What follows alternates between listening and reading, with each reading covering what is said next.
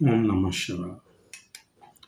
ମୁଁ ଜ୍ୟୋତିର୍ବିଦ ରୁଦ୍ରପ୍ରସନ୍ନ ମହାପାତ୍ର ଭୁବନେଶ୍ୱର ଓଡ଼ିଶାରୁ କହୁଛି। କିଛି ଦିନ ତଳେ ମୋର ଗୋଟେ ଭିଡ଼ିଓ ହେଇଥିଲା ପିଶାଚ ଯୋଗ ବା ଉନ୍ମାଦ ଯୋଗ ଉପରେ।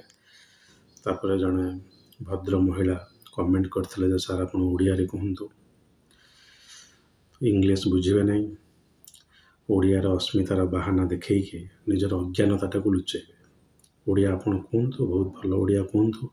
ଯେମିତି କିଛି ଦିନ ତଳେ ମୁଁ ଦେଖୁଥିଲି ଶନି 7:30 ତାର ଆକ୍ଚୁଆଲି ଓଡ଼ିଆ ଶନି ସପ୍ତା।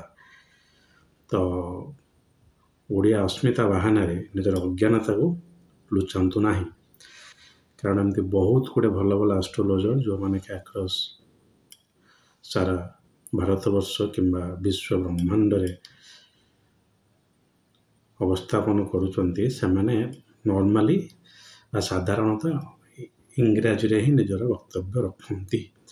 ତେବେ ଛାଡ଼ନ୍ତୁ, ଆଜି ମୁଁ ତାଙ୍କର ଅନୁରୋଧ ରକ୍ଷା କରି ସେଇ ଯେଉଁ ପିଶାଚ ଯୋଗ ବିଷୟରେ ଟିକେ ଓଡ଼ିଆରେ କହି ରଖୁଛି। କାରଣ ଯାହା ବି ହଉ, ଜ୍ୟୋତିଷଟା ଯେଉଁ ତାଙ୍କର ଆଗ୍ରହ ରହିଛି ସେଥିରେ ନିଶ୍ଚିତ ରୂପେ ମୁଁ ସହଯୋଗ କରିବି। ତେବେ ସେ ପିଶାଚ ଯୋଗଟି କ'ଣ? ଲୋକମାନଙ୍କୁ ପିଶାଚ ଲାଗେ ବା ଆମେ କହନ୍ତି ଭୂତ ଲାଗିଲା ବୋଲି।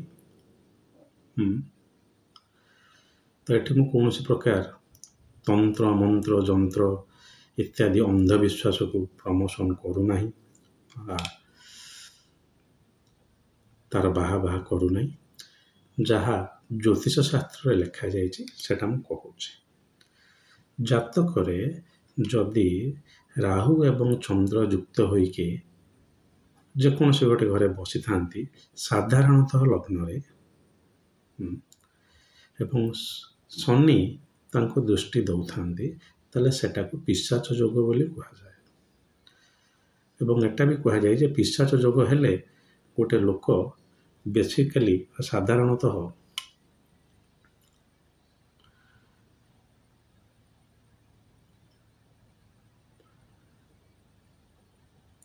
ତାକୁ ସେ ଭୂତ ଧରିବା ଏସବୁ ଜିନିଷ ପ୍ରତି ଭୟ ରହିଛି ବୋଲି। କିନ୍ତୁ ତାହାର ସତ୍ୟାସତ୍ୟ ସେୟା ନୁହେଁ।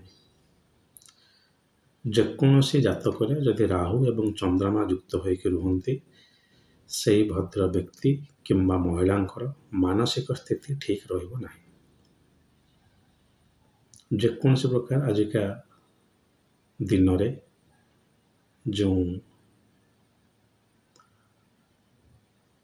ମନୋବୈଜ୍ଞାନିକ ରୋଗ ଗୁଡ଼ିକ ବାହାରୁଛି, ଯାହାକୁ ଆପଣ ସାଇକିଆଟ୍ରିକ୍ ଡିଜିଜେସ୍ ବୋଲି କହୁଛନ୍ତି, ତ ସେଇ ଯେଉଁ ରୋଗ ଗୁଡ଼ାକର ଗୋଟେ ମୁଖ୍ୟ କାରଣ ହେଲା ଯଦି ଜାତକରେ ଚନ୍ଦ୍ର ଦୂଷିତ ହୋଇକି ଥାଏ, ଏବଂ ଚନ୍ଦ୍ର ଦୂଷିତ ହେବାର ଗୋଟେ ମୁଖ୍ୟ କାରଣ ହେଲା ରାହୁ। ତେବେ ଶନିଙ୍କୁ ଏଠି କାହିଁକି ଅଣାଗଲା ଏଇ ଯୋଗ ଭିତରକୁ? ମନେ ରଖିଥାନ୍ତୁ, ଶନି ଏବଂ ଚନ୍ଦ୍ରମା, ଯେତେବେଳେ ଶନି ଆଉ ଚନ୍ଦ୍ରମା ଦୃଷ୍ଟି ଦିଅନ୍ତି ପରସ୍ପରକୁ ନୁହେଁ, ଯେତେବେଳେ ଶନି ଚନ୍ଦ୍ରମାଙ୍କୁ ଦୃଷ୍ଟି ଦିଅନ୍ତି, ସେ ସମୟରେ ସେଟା ଗୋଟେ ପୁନରପୁ ରୋଗ ଯୋଗ, ବା ଯେଉଁଟାକି ଆଜିକା ଦିନରେ ଗୋଟେ ଲୋକଟିଏ ଏକାଟିଆ ରହିବାକୁ ତାକୁ ଭାରି ଭଲ ଲାଗିବ। ମୁଁ ଚେଷ୍ଟା କରୁଛି ଯେତେ କମ୍ ଇଂରାଜୀ ଶବ୍ଦ ପ୍ରୟୋଗ କରିବା ପାଇଁ। ତେଣୁ ତାର ଇଂରାଜୀ ଶବ୍ଦଟା ହେଲା ମେଲାନଖୋଲି।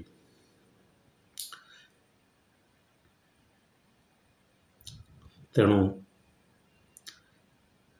ଏକ ତ ମନ ତାଙ୍କର ଠିକ୍ ରହିଲା ନାହିଁ, ମାନସିକ ସ୍ଥିତି, କାରଣ ଚନ୍ଦ୍ର ଏବଂ ରାହୁ ଯୁକ୍ତ ହୋଇକି ରହିଲେ। ଶନି ଦୃଷ୍ଟି ଦେବା ଦ୍ୱାରା ସେ ଲୋକଟି ବେଶୀ ଲୋକଙ୍କ ସାଙ୍ଗରେ ମିଶିବେ ନାହିଁ। କିଛି ଗୋଟେ ଚିନ୍ତାଧାରା ତାଙ୍କ ଭିତରେ ମନେ ସେ ଭାବିବେ। ଆଜିକା ଡେଟ୍ରେ କ'ଣ ମୁଁ ଜାଣିନି ଓଡ଼ିଆ, କମ୍ପଲସିଭ୍ ଅବସେସିଭ୍ ଡିଜର୍ଡର, ଗୋଟେ ଜିନିଷଟାକୁ ବାରମ୍ବାର ଭାବିବା। ଆମର ଓଡ଼ିଆ ଡାକ୍ତରମାନେ ତ ୟୁଟ୍ୟୁବରେ ବାହାରିକି ତାକୁ ସେଇ ଇଂଲିଶରେ ହିଁ କହୁଛନ୍ତି, ଆଉ ମୁଁ ମୋ ଓଡ଼ିଆ ମହାମୂର୍ଖ ଆଉ କ'ଣ କହିପାରିବ। ତ ସେଇ ଜିନିଷଟା ଘଟିବ। ସମ୍ପୂର୍ଣ୍ଣ ରୂପେ ଏଇ ଯେଉଁ ପିଶାଚ ଯୋଗ କହିଲେ, ଆପଣଙ୍କର ସେ ଭୂତ ଧରିବ, ଆପଣଙ୍କର ପ୍ରେତ ମାଡ଼ି ବସିବ, ବ୍ରହ୍ମ ରାକ୍ଷସ ଧରିବ ଇତ୍ୟାଦି ଜିନିଷ ଯାହା ନୁହେଁ, ତାର ମୁଖ୍ୟତଃ ସତ୍ୟାସତ୍ୟ ହେଲା कि गोटे लोकर मानसिक स्थिति एते खराब हो जे तार देखा पड़ो यदि चंद्रमा नवांश भी बहुत दुर्बल था ताहले सी गोटे पागलामीर सीमार पहुँच चरम सीमा जदि नुहे पहुँचीज कारण चंद्र संपूर्ण रूपे निजर मानसिकता को देखा तो आप देखिए जदि से भाया जातक लग्न भी दूषित अच्छी ताहले से लोकर मानसिक स्थिति ठीक रहा तेज छाड़ू एवं टिके आम से भूत प्रेत दुनिया को जीवा मन रखा शरीर जो विभिन्न चक्र अच्छे आजिका दिन में से मुझे जानी था ओडिया कौन पारानॉर्मल सोसाइटी जो माने कि भूत प्रेत उपर बसिकी विभिन्न प्रकार गवेषणा कर तो विभिन्न चक्र जदि जो जोगरे जो चक्र गुड़िक कहुई शरीर में सुस्थ न थाए ताहले सेटा गोटे लोकर भूत बाधा प्रेत बाधा इंग्राजी जोटा पजेसन बोली कहुए सेटा हबार किछि संभावना रही तो से चंद्रमा दुर्बल हवा सहित सूर्य भी दुर्बल हवा आवश्यक कारण सूर्य को आत्मार कारक सहित कहुई मुख्यतः लग्न एवं लग्नेश दुर्बल हवा आवश्यक ताहले जाकि आप कहींपारे किसी मात्रा ये लोकर से भाया गोटे जोग रही आमर मुनि ऋषि मैंने किसी गोटे एते भूल भाल कही ना आर अच्छी आर गोटे निश्चित रूपे पिशाच जोगर पिशाच सहित टे संबंध अच्छे बट सेटा मु कहबी जे 5% शतकड़ा 5 बोली मु कहबी ता छड़ा विशेष नुहे बेसी जदि आम धरिबा ताले साधारणत रूपे 90% जातक पिशाच जोग माने से लोकर मानसिक स्थिति भल नथिबो एटा हला गोटे एटा हला दुईटा तृतीय जिनस हला माने गोटे मु आपन कहली तार मानसिक स्थिति खराब रहबो सूर्य लग्न एवं लग्नेश लग्न माने एठी आपन एक नंबर भावटा को देखंतु प्रथम संख्या एक नंबर भाव सेटा को देखंतु से यदि पाप कर्तरी अच्छी कि कौन गोटे नैसर्गिक रूपे क्रूर ग्रह मंगल शनि सूर्य मध्य जदि दृष्टि दौरान जदिव सूर्य को दृष्टि लग्न को खराब मना जाए ना किंतु शनि कि मंगल यदि दृष्टि दौरान मंगल को दृष्टि भी एते आजिका दिन में खराब मना जाऊनी कहीं लाल लाल किताब जो बहीटी आपण मैंने शुणी ता ना से लग्नर कारक आम हिंदू ज्योतिष देखले सूर्य कहुए सूर्य मंगल दी जन को कहुई तेज छाड़ू से कथा जब पाप कर्तरी भी थी ताले एवं लग्नेश क्रूर ग्रह को संगे युक्त कि दुष्ट हो सब संपर्क देखिए कहीपर हाँ किसी मात्रा सेपरी भूत बाधार संभावना रही कौन से प्रकार अंधविश्वास कौन से प्रकार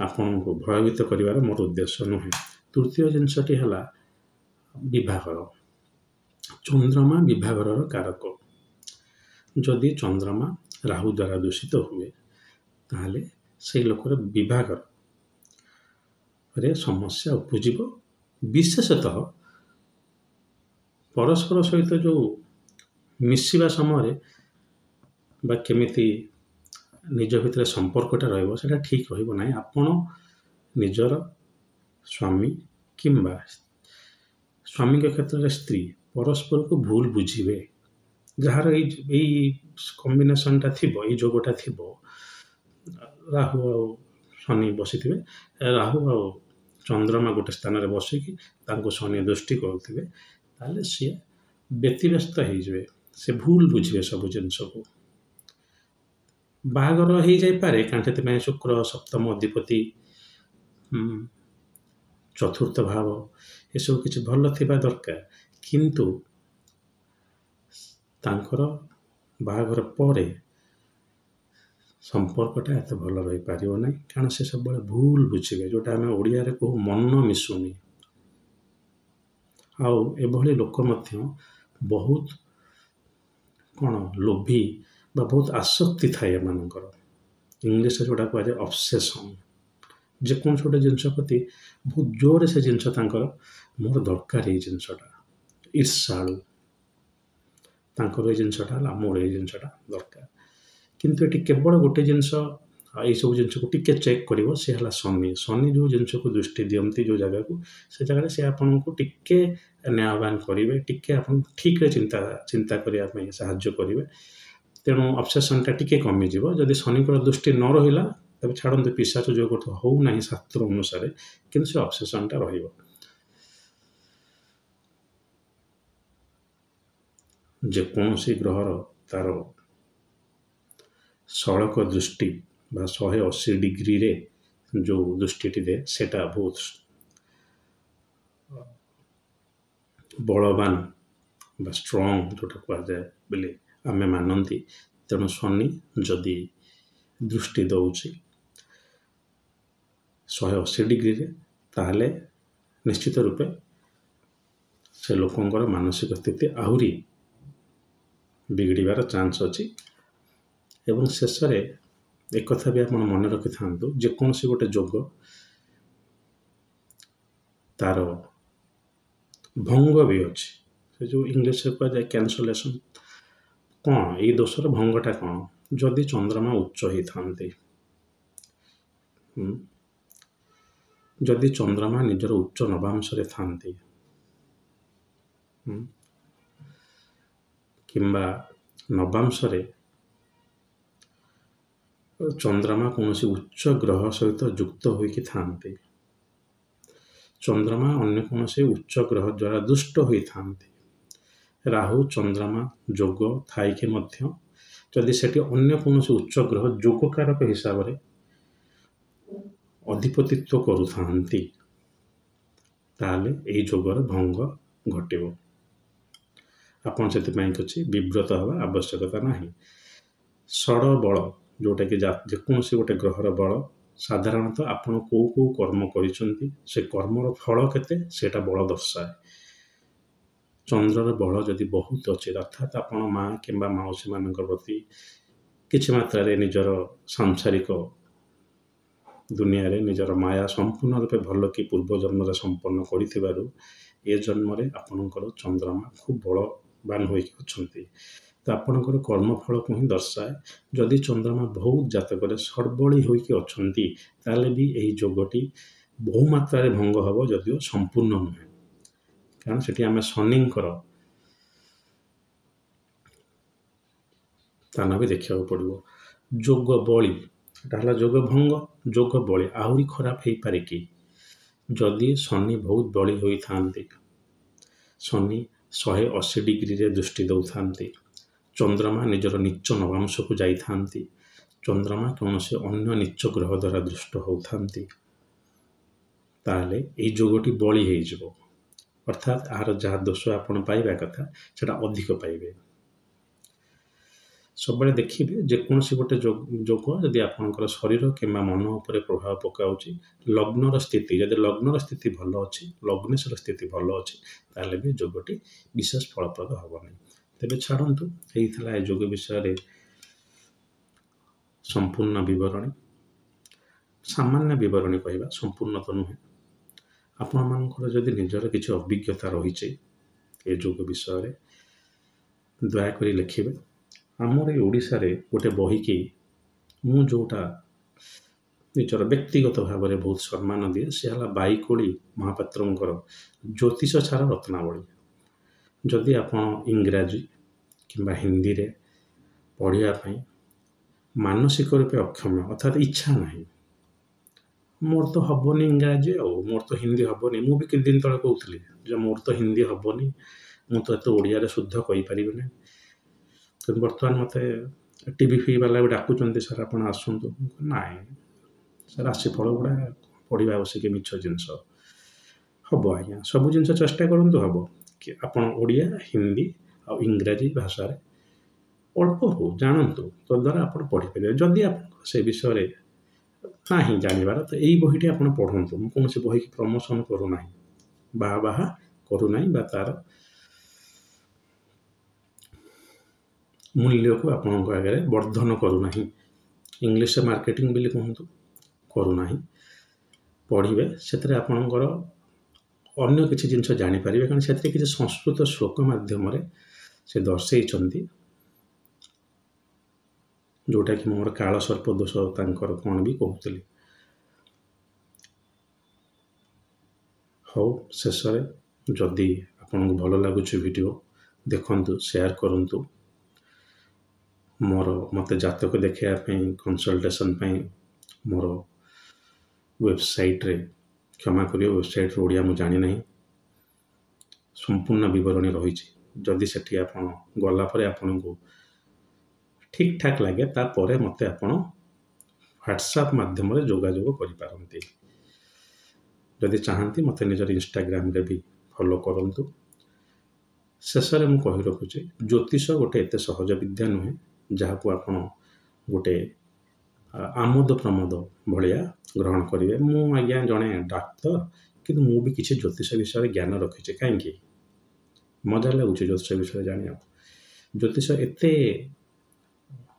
कौन महान कहतु एत विस्तृत कहतु कि मु संपूर्ण रूपे घर संसार छाड़ी दिन को 18 घंटा देके मध्य 50 टारू ऊर्ध्व अंग्रेजी रे रिसर्च पेपर लिखि सारे दुईटा बही लिखि सारी तृतीय बही बाहर ए चतुर्थ बही लिखुची मु ज्योतिषर शतकड़ा 1 भी जापर ना शतकड़ा 1 आपण मैंने कहीं ये भाया बदमाशी कर तेणु जदि ज्योतिष हबार अच्छी निश्चित रूपे निजक संपूर्ण रूपे ज्योतिष उत्सर्ग करूँ अधा खंडिया ज्योतिष हूँ ना हौ आज ये महादेव चाहिए आ गोटे वीडियो नहीं खूब शीघ्र आपन पाखे उपस्थित हेबी आज आज्ञा दिंतु ओम नमः शिवाय।